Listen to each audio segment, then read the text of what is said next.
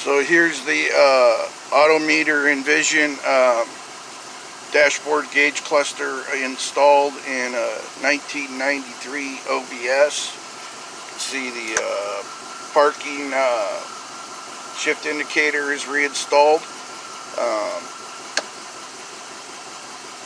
It's got well, there's lots of videos on what it's got, but there's what it looks like installed in a OBS. And then here's where I put the knob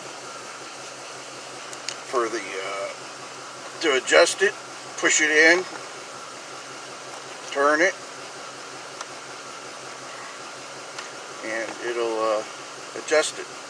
And then this is the data port, the USB data port that's in the back of the monitor. So I ran a port to here. So there you go. Thanks for watching.